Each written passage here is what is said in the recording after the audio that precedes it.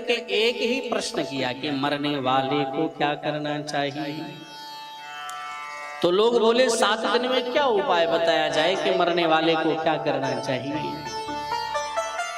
और तब तक उसी गंगा तट पर सुखदेव जी का आगमन हुआ।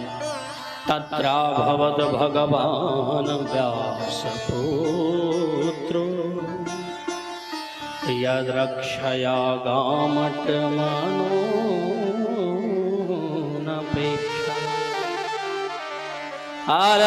आरक्षलिंगो निजलाभतुष्टो व्रतश्च बाले ववधूत वेशा। सुखदेव जी का आगमन हुआ, साक्षात भगवान का आगमन हुआ। 4 अंगुल की लंगोटी के अलावा जिनके शरीर पर कुछ भी नहीं है, अलक्षलिंग निजलाभतुष्टा, चौड़ा वक्षस्थल, लंबी भुजाएं, 16 वर्ष की आयु। और जैसे सुखदेव जी महाराज गंगा तट पर पहुंचे, सब उठ करके जितने भी बड़े बड़े संत थे सब प्रणाम करने लगे। तो महाराज भी प्रणाम किए, परीक्षित जी प्रणाम किए और प्रणाम करके बड़े सुंदर भाव से परीक्षित जी 1650 सुखदेव जी का पूजन करते हैं। 1650 पूजन जानते हैं नहीं जानते? यानी धूप दीप नैवेद्य इत्यादि इत्यादि। हमारे ब्राह्मण देवता यहाँ पर दोनों समय पूजन होता है, प्रातः काल और सायंकाल, और दोनों टाइम बढ़िया अद्भुत तरीके से पूजन होता है। हम अपने आवाज अपने कमरे में बैठे बैठे सुनते हैं बड़े अद्भुत तरीके से। एक नहीं अपितु 2 आचार्य ब्राह्मण बैठकर पूजन करवाते हैं। हमारे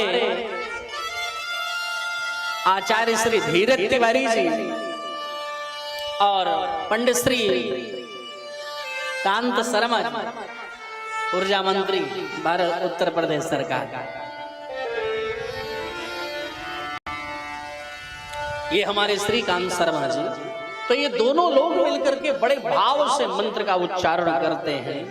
यजमान जब तक नहीं पहुंच पाते हैं तब तक अद्भुत अद्भुत मंत्रों का जो है उच्चारण करते हैं, सुंदर सुंदर पुष्पांजलि निवेदित करते हैं भगवान को। ये सुनकर के मन अत्यंत आनंदित हो जाता है कि जिस घर में, जिस नगर में, जिस शहर में, जिस जिला में इतने सुंदर सुंदर मंत्रों का उच्चारण होता है, तो उस घर का, उस नगर का, उस शहर का, उस जिला का कल्याण सुनिश्चित है मेरे भाई बहन। क्योंकि ऐसे ऐसे अद्भुत मंत्रों का उच्चारण आपके इस चौहान गार्डन में होता है। तो चौहान गार्डन का तो कल्याण है ही, इस घर का तो कल्याण है ही, लेकिन जिस शहर, जिस नगर में इस मंत्र की आवाज जाती है, पूरे नगर का कल्याण है मेरे भाई बहन। बड़े ही सुंदर भाव से सारा अद्भुत तरीके से कार्य इन लोगों का रहता है। हम सुन करके बड़े ही प्रमुदित होते हैं कि वाह।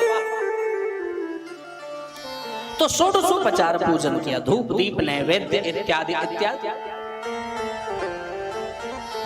और पूजन करके और अब बड़ी सुंदर बात कहते हैं, ये शाम स्मरणात् पुंसां शुद्ध्या शुद्धयन्ति वै गृह किं पुनः दर्शन स्पर्श पाद शौचासनादिभिः।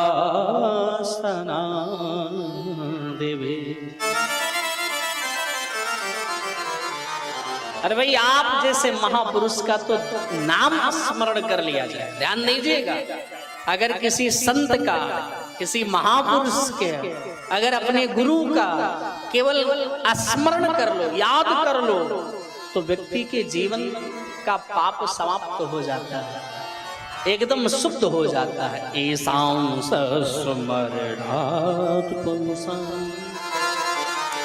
शुद्ध्या शुद्धयन्ति वै गृह। और कहीं दर्शन मिल जाए किसी संत या गुरु का, तो दर्शन मिल जाने से फिर तो आनंद का ही पारावार नहीं रहता है।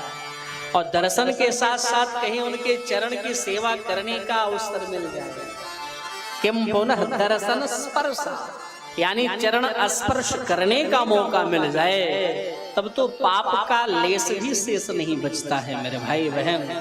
बड़ा सुंदर सुंदर बड़ी महिमा गाए। इसके बाद यही निवेदन करते हैं, अतः प्रक्षामि संसिद्धि योगिनां परमं गुरु